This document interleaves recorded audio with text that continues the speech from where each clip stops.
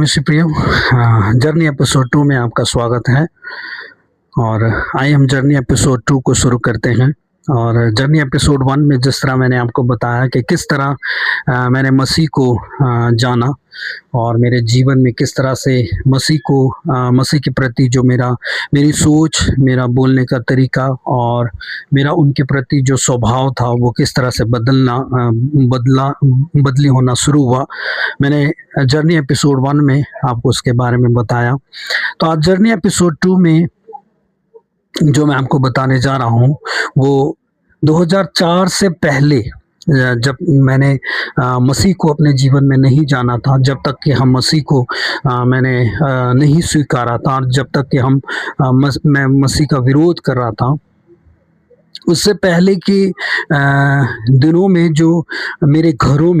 घर में जो सिचुएशन थी, आज मैं उसके बारे में और किस तरह से पर मैं यीशु को स्वीकारने के बाद मेरे घर में जो बदलाव आए, मेरे घर में जो सुधार आए, मैं उनके बारे में थोड़ा सा आज एपिसोड 2 में मैं उनके बारे में आपको शेयर करूँगा। इसलिए मेरी रिक्वेस्ट है कि जिस तरह एपिसोड 1 को आप सभी ने प्यार दिया, उसी तरह एपिसोड 2 में भी आप परमेश्वर की आशीष को अपने जीवन में प्राप्त कर सकते हैं, और कैसे परमेश्वर ने मेरे जीवन में या मेरे परिवार में अचंभ रीति से काम किया, आज मैं थोड़ी देर में आपको वो शेयर करने जा रहा हूँ प्रियो। जर्नी एपिसोड 2 को शुरू करने से पहले मैं आपको एक छोटी सी सूचना देना चाहता हूँ। हम एक सेवाकाई करने जा रहे हैं, एक सभा करने जा रहे हैं, एक चंगाई सभा, और फरवरी 28 और मार्च 1 तारीख को ये सभा होगी, जो सुमेर फुटबॉल ग्राउंड री-भोई डिस्ट्रिक्ट में होने जा रही है। और इसी तरह एक और सभा होगी, और वो सभा 29 कंटोनमेंट हरिजन कॉलोनी अंजलि बीट हाउस ये उनका एड्रेस है। और ये सभा जो होगी ये मार्च 27, 28 और 29 को होगी। यहाँ हम बीमारी के लिए प्रार्थना करेंगे प्रियो, क्योंकि इन दिनों परमेश्वर हमें कई ऐसी बीमारियों पर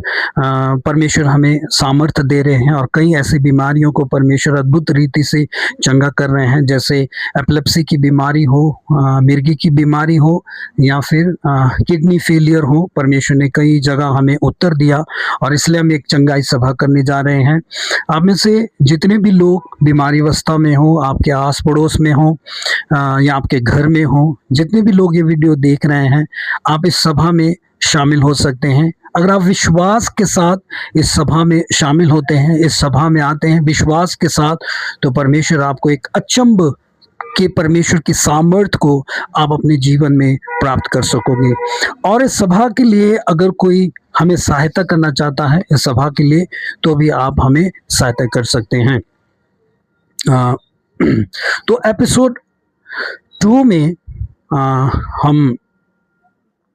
मैं आपको बताता हूँ कि किस तरह से 2004 में 4 से पहले, जब तक कि हम मसीह को नहीं जानते थे प्रियो, मेरे घर में मेरा छोटा भाई है, और मेरे छोटे भाई को एक बीमारी थी। बचपन से ही उसे एक बीमारी लग गई, कम ही उम्र में उसे एक बीमारी लग गई, और ये बीमारी थी एपिलेप्सी की बीमारी, मिर्गी की बीमारी। और इस बीमारी के कारण मेरे घर का जो माहौल था प्रियो, मेरे घर की जो मौजूदा जो हालात थे, वो बहुत ही मतलब दुखद और बहुत ही मतलब घर की जो सिचुएशन थी, घर की जो हालात थी, बहुत ही अफसोसजनक थी। कारण क्योंकि इस बीमारी के कारण मेरे घर का जो माहौल था वो दिन प्रतिदिन जो था वो बिगड़ता चला जा रहा था, और ये बीमारी जो भाई की थी वो बढ़ती चली जा रही थी। जैसे जैसे उसकी उम्र बढ़ती चली जा रही थी, उसकी ये बीमारी भी बढ़ती चली जा रही थी। और इस बीमारी के कारण जो घर का माहौल था वो भी एक अजीब सा माहौल हो गया था प्रियो, जिसकी वजह से घर में कभी भी शांति नहीं रहती थी। घर में कभी भी मतलब शांति हम महसूस नहीं कर पाते थे भाई की इस बीमारी के लिए। कारण क्योंकि इस बीमारी के कारण पिताजी को दिन प्रतिदिन उसे कर्ज उनका बढ़ता चला जा रहा था, क्योंकि इलाज में बहुत पैसा लग रहा था, और पिताजी उसकी चंगाई के लिए कई तरह के डॉक्टरों को कई तरह के डॉक्टर या हॉस्पिटल वो उन्होंने मेरे भाई का इलाज के लिए कई तरह के डॉक्टर और हॉस्पिटल वे गए, पर कहीं भी उन्हें इस बीमारी से वो चंगाई नहीं पा रहे थे। और इतना ना होकर प्रियो, मेरे पिताजी जो थे उन्होंने भाई की चंगाई के लिए, मुझे याद है कि मैं छोटा था, लेकिन पिताजी मुझे संग लेकर जाया करते थे। हम हर साल एक बार, मैं और मेरा पिताजी कामाख्या मंदिर जाते थे, गुवाहाटी कामाख्या मंदिर, और वहाँ पिताजी 2 कबूतर चढ़ाया करते थे भाई की चंगाई के लिए हर साल। और साथ ही दुर्गा पूजा आते ही पिताजी क्या करते थे, भाई की चंगाई के लिए दुर्गा मंदिर में जाकर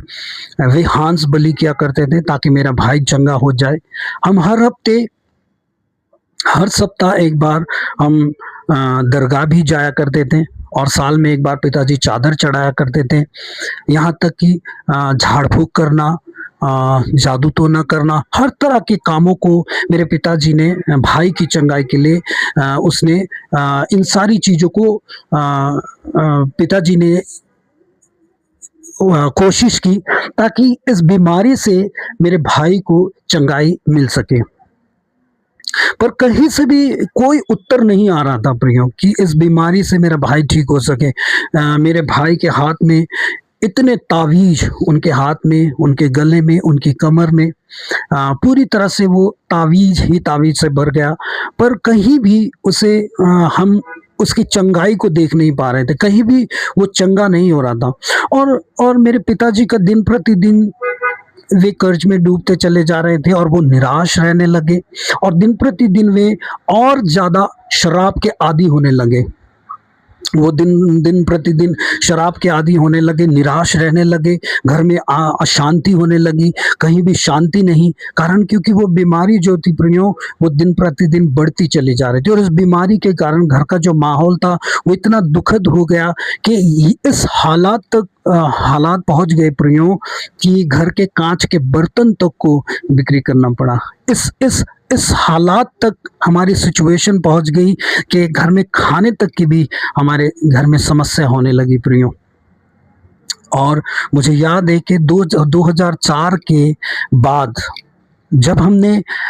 मसीह को अपने जीवन में स्वीकारने का फैसला किया, जब हमने मसीह को ग्रहण करने का फैसला किया, और जब हमने मसीह को ग्रहण किया, मुझे याद है 2004 के आखिरी दिनों में जब मैंने यीशु को अपने जीवन में ग्रहण किया, और 2005 में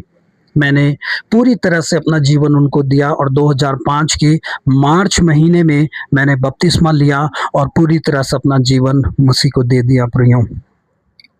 और जैसे ही हमने मसीह को अपने जीवन में स्वीकारा, एक अचंभ का काम हुआ प्रियो, एक अद्भुत सामर्थ्य काम हुआ, और वो काम ये था कि मेरे भाई की जो बीमारी थी, एपिलेप्सी की, जो मिर्गी की बीमारी थी, जिस बीमारी के कारण घर का माहौल बिल्कुल से दुखद और घर का माहौल बिल्कुल से निराशजनक हो गया था, वो माहौल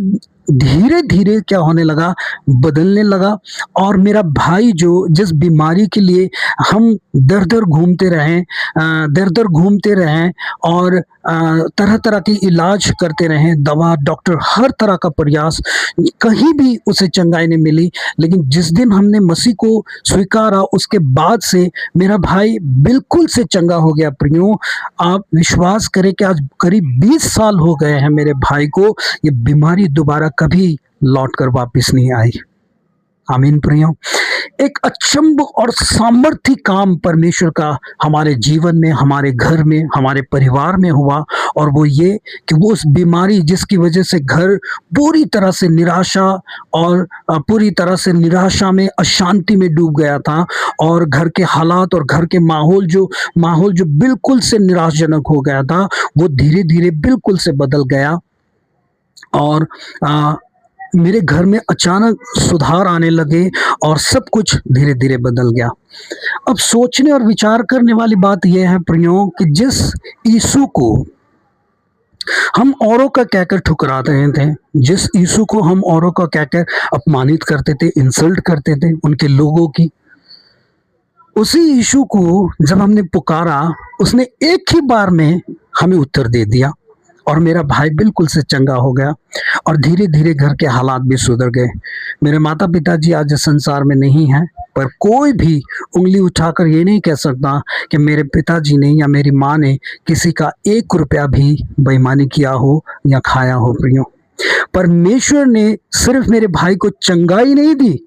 सिर्फ़ उन पर विश्वास करने से हमें चंगाई नहीं मिली, हमारे हालात और घर का माहौल भी पूरी तरह से बदल गया प्रियो। जिस यीशु को हम नकार रहे थे औरों का कहकर, उसी यीशु पर जब हमने विश्वास किया और प्रार्थना शुरू की, उसने हमें चंगाई भी दी और हमारे जीवन में सुधार और परिवर्तन भी लाए प्रियो। अब समझने वाली और विचार करने वाली बात यह है प्रियो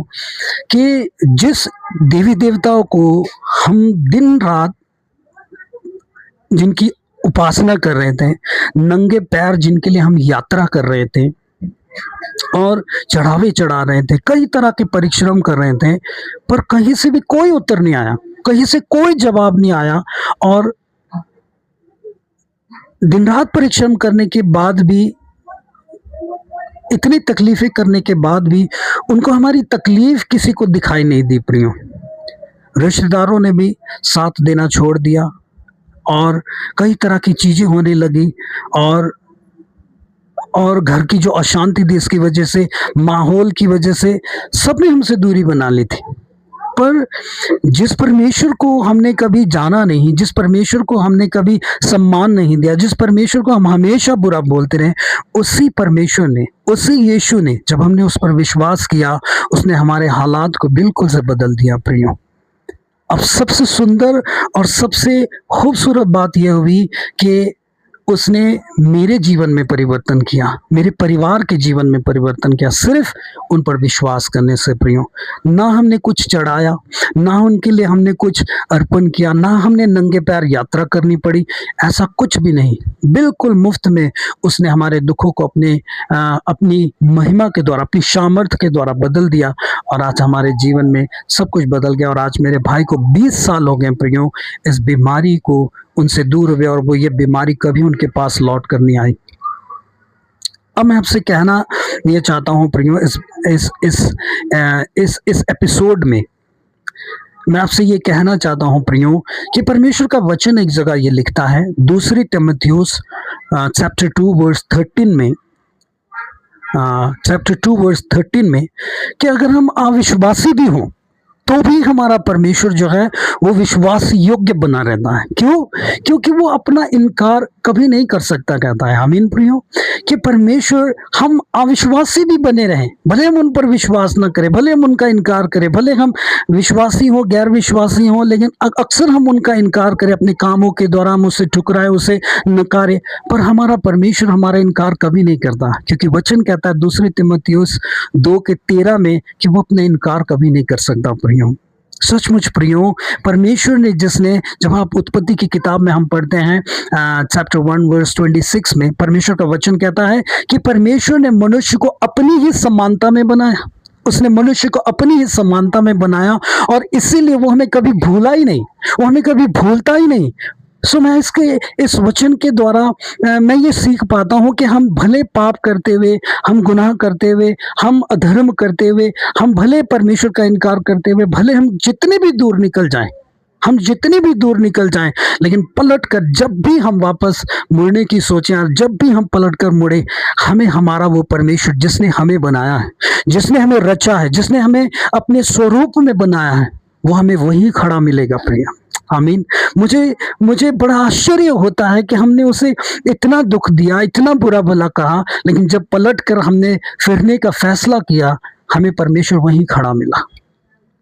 आज मैं आपसे इस एपिसोड में आपसे यही कहना चाहता हूँ कि आज भले हम पाप करते हुए, अधर्म करते हुए, गलती करते हुए कितनी ही दूर क्यों ना निकल गए हों, और हमें लगता है कि शायद हमारी गलती क्षमा ना हो, शायद हमारी गलती माफ़ ना हो, पर मैं आपसे ये कहना चाहता हूँ प्रियो कि आप जहाँ भी पहुँच गए हों, आप जहाँ भी इन अधर्मों के बीच आप निकल गए हों, लेकिन जिस दिन आप पलट कर वापस मुड़ोगे, आपको आपका परमेश्वर वहीं खड़ा मिलेगा, आपका इंतजार करते हैं। वो हमें कभी नहीं भूलता प्रियो, वो सिर्फ हमारा इंतजार करता है। इस सेकंड एपिसोड में आपसे यही कहना चाहता हूँ, जिस तरह उसने हमारे हालातों को देखा, हमारे हमारे जीवन में परिवर्तन लाया और हमारे जीवन में सिर्फ़ मेरे भाई की चंगाई ने मेरे घर में सुधार लाई। वैसे ही हम विश्वासी हों, गैर विश्वासी हों, मैं हम सबसे ये कहना चाहता हूँ कि जब हम परमेश्वर को पुकारेंगे, आपको परमेश्वर वहीं खड़ा मिलेगा, वो कभी आपको छोड़कर नहीं जाते हैं प्रियो, आमीन। परमेश्वर इस आज के एपिसोड में आप हम सभी को ढेर सारी आशीष करे। आने वाले जो 3rd एपिसोड में मैं आपको थोड़ा-सा सेकंड एपिसोड में मैं आपको